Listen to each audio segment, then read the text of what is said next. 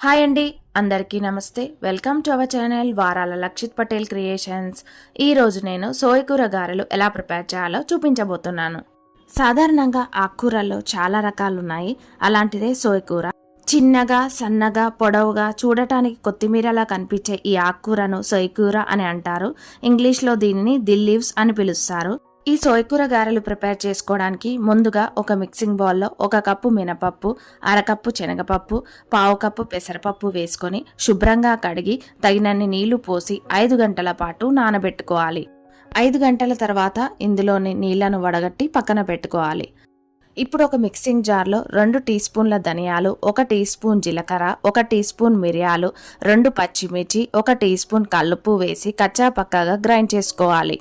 ఈ గారెలు morning బ్రేక్ఫాస్ట్లోకైనా evening స్నాక్స్లోకైనా చాలా రుచికరంగా బాగుంటాయి.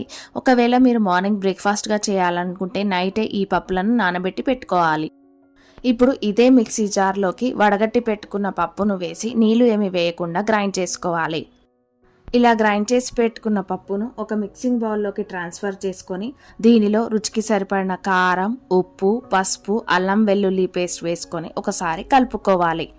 ఇప్పుడు ఈ మిశ్రమంలోకి సన్నగా తరిగి పెట్టుకున్న సోయకూరను వేసి మొత్తం ఒకసారి కలుపుకోవాలి. ఒక ప్యాన్లో డీప్ ఫ్రైకి సరిపడా ఆయిల్ వేసుకొని ఆయిల్ వేడెక్కాక ఈ గారెలను ఒక్కొక్కటిగా అందులో వేసుకోవాలి.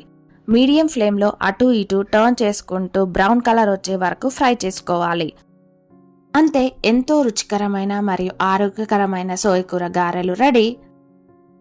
సోయకూరలో vitamin C, vitamin A, iron, calcium, magnesium పుష్కలంగా ఉన్నాయి.